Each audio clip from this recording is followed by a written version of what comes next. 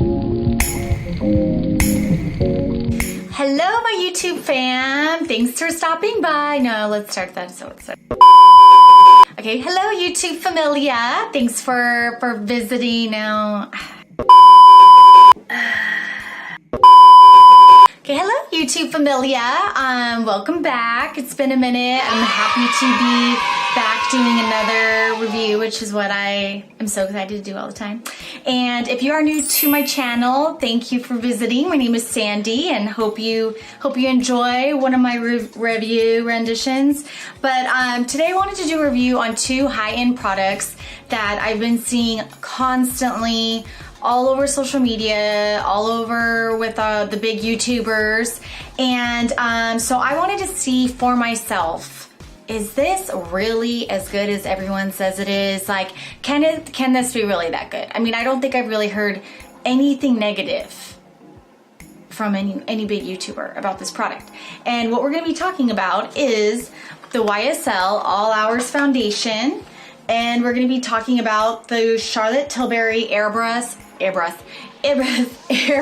Flawless Finish Skin Perfecting Micro Powder. Wow. So yeah, I'm really intrigued by these products. I do love my Dior Forever. That was a big viral one that I am obsessed with, and it did end up working out for me. So I'm curious if this is gonna have the same success with me.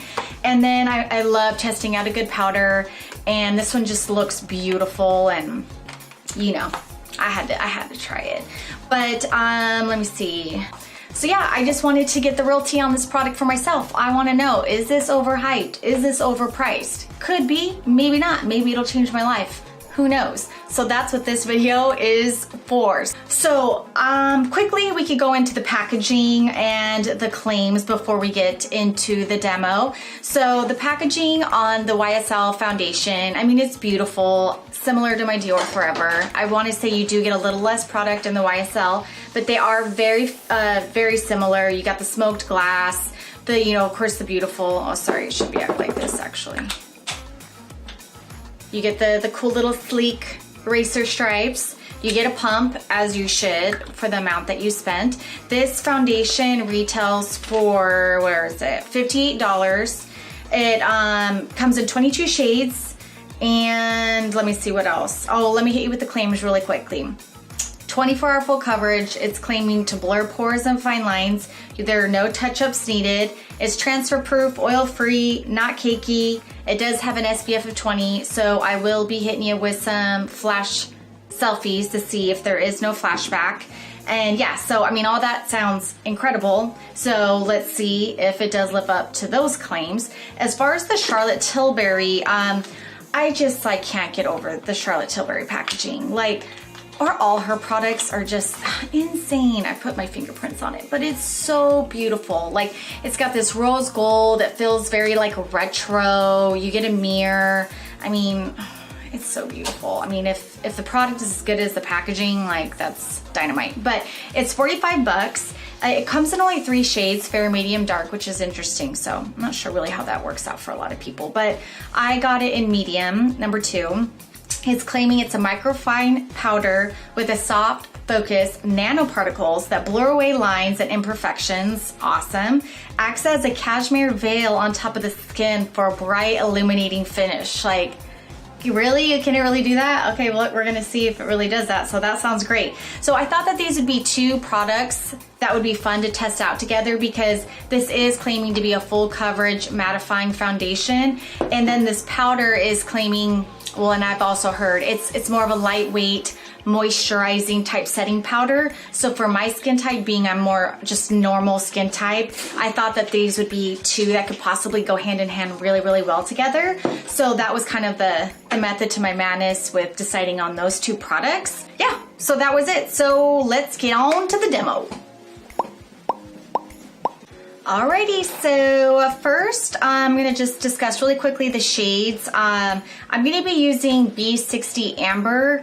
I'm super surprised with this shade that I'm going to be using, but huge caution, folks. This foundation runs hella light. My recommendation, do not order off the website, because you will most likely guess wrong. So when I saw these in person, I was blown away with how light everything was. So I actually did go into, I went to a YSL counter. The girl there, she was awesome, super knowledgeable. She color matched me. And yeah, so she matched me with B60 Amber, which is like the fourth to the darkest, I want to say, on their color range. So it kind of scared me at first. I was like, no, there's no way I'm gonna be that color, but it's actually identical to my Dior Forever shade, and I'm in 31 Sand with Dior Forever. So yeah, I am self-tanned, so this is my darker shade for when I am tan. And I did get a sample of BD45. Oh, I got BD45.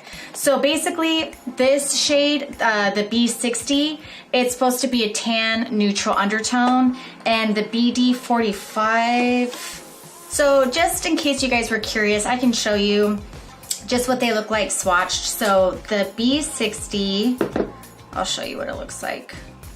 It's not gonna be the prettiest though, I'm not the best with swatches.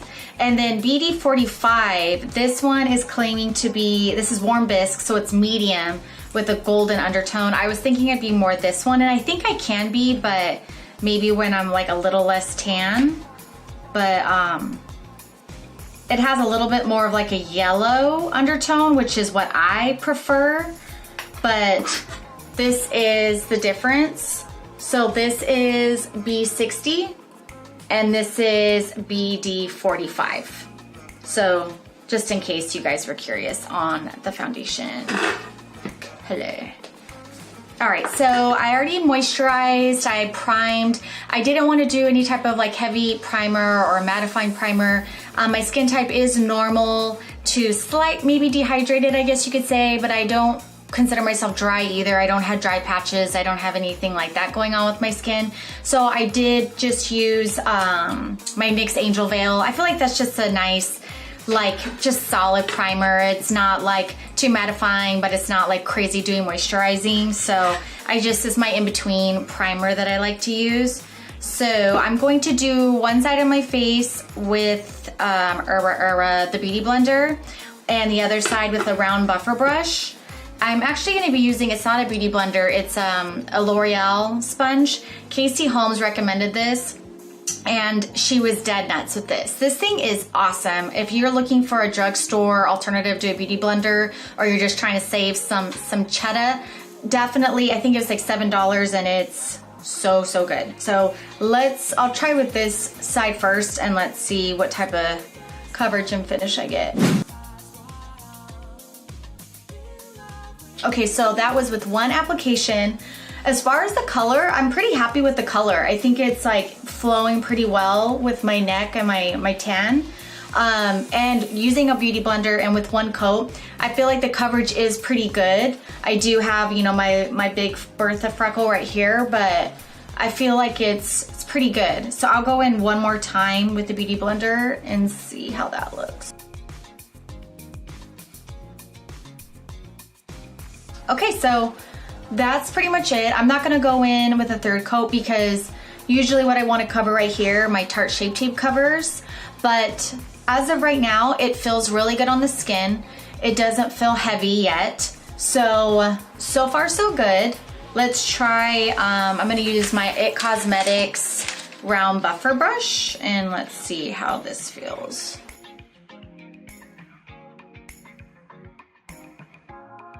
All right, so, I think I got a little bit more coverage, but I feel a little bit more like glowy on this side, but I do believe this foundation will dry down to matte, but I don't know, I feel like it's pretty comparable.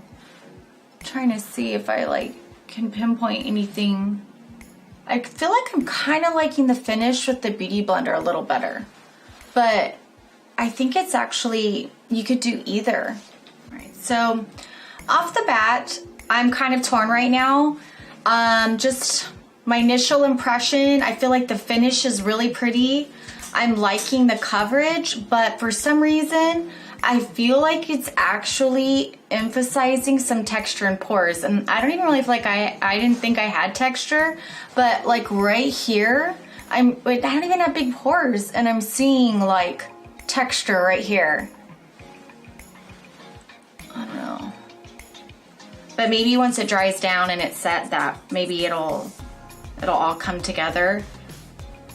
I always try to give it a shot. I remember my Dior Forever, I wasn't too sure on it, and it actually looked prettier after I had worn it for like 30 minutes. So maybe this will be the case with this one. And I think I'm liking the Beauty Blender better. I feel like it just like, I don't know, you get it more set into your pores, so it just looks a little smoother, I think. The smell is really nice, by the way. It almost reminds me of the Dior Forever, but it has a very like light, perfumey, kind of bougie, rich smell. High class, falutin. I think it's nice. I'm gonna bring it down just a little bit. Okay, so there it is, it's on. I'm not gonna put on any more. I think I used about 4 pumps total to get this amount of coverage on my grill. Let me do my concealer really quick off camera, and then or actually, yeah, I'm gonna do the rest of my creams, like cream, maybe I'll do cream contour, I don't know, and like my highlighting, and then I'll come back with the powder and let's see how that works when I set it. All right, so for the application for my Charlotte Tilbury powder, I'm just gonna use it to set my T-zones.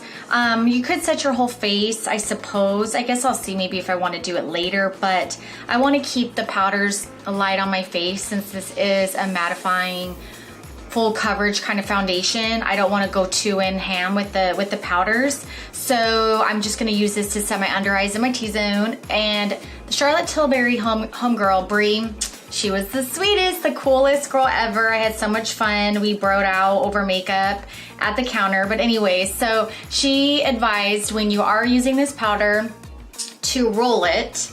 I'm not sure the method to that, but she says if you are just going in like poof, poof, poof, she says you're gonna burn through this powder super fast. So that's how she recommended to apply it.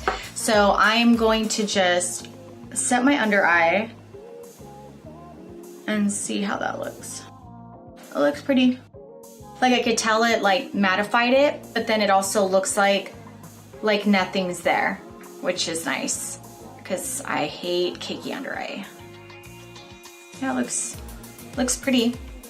Very subtle, but that's the whole point of this powder. Okay, so T-zone is hooked up. I'm gonna see how this powder wears too throughout the day, so that'll be part of the test too. So I just wanted to show you guys quickly how that looked. I am in, I don't know if I mentioned it before, in shade 2. So that's that. Now I'm gonna go into, I'm gonna do the rest of my face beat down, do my under eyes, and I'll be right back. Okay, so mug is beat down. As far as first impression, so far I'm really liking it. The foundation it's not what I thought it was gonna be. I thought it was gonna be a little bit more drying. Since I saw matte, I was just like going back to like Kat Von D Lock-It. Like I just was expecting to be more of like a chalkboard, and I still feel like my skin looks like skin.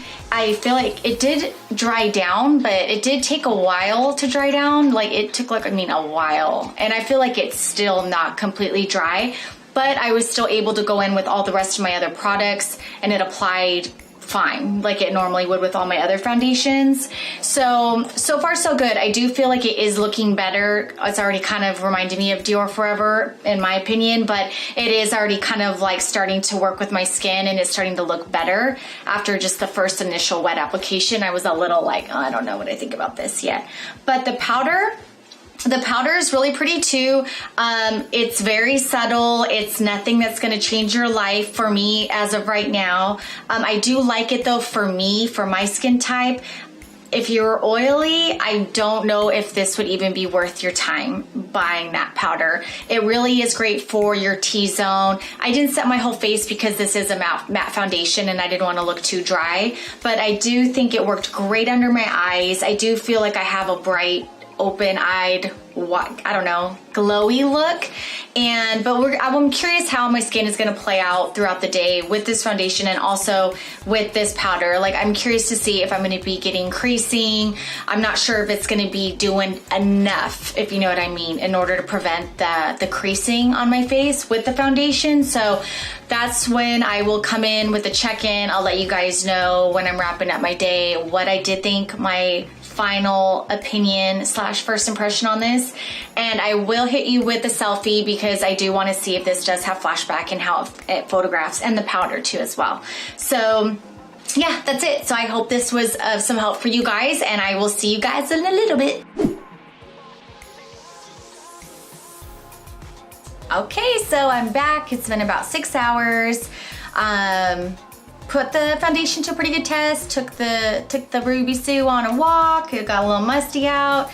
So yeah, so here we are. Lashes are off. Ready to do the damn thing. Do the final review. So let's get into the foundation first. There's some pros and cons to this foundation. The pros, I would say, are it's very lightweight. It feels great on the skin. I do feel like I have life to my skin. I have a glow. It's weird because it says matte, but I really don't feel like I look that matte. I feel like I look pretty glowy, which that's awesome. But I have noticed that it did pick up texture on my skin. I did not even realize that I had bumps on like my chin area. And when I was in the car and I looked in the mirror, I was like, what the like, I can't believe, like, I feel like it kind of did accentuate like bumps on my face. So that wasn't good. And as far as like the pore refining thing, I really can't agree with that because I didn't wear a pore primer, but that's fine because I wanted to see what this would do. And I'm seeing my pores. I'm seeing creasing in my smile line, but I didn't go heavy on the setting. So that could be why, but I'm definitely getting some creasing. I've been seeing texture right here. Even my hubs pointed that out because I want him to tell me the honest truth, and he co-signed. He saw the texture on my skin. He noticed it here. So that already, I was just kind of like, not too happy about that. But in certain lighting, it does look beautiful, really beautiful. But then in other lights, I'm just like, I don't know. It's just like, I'm not blown away, but I mean, I know for some people they're saying that this is the best foundation ever, but for me personally, it didn't blow me away. But I do think it's a beautiful foundation, and maybe for other people or different skin types, and you know, you got the picture, maybe it would work. But for me, would I go out and buy this again? No, I wouldn't. Do I think it's worth the money? Not really. So is it overhyped and overpriced? Yeah, sorry, in my opinion it is.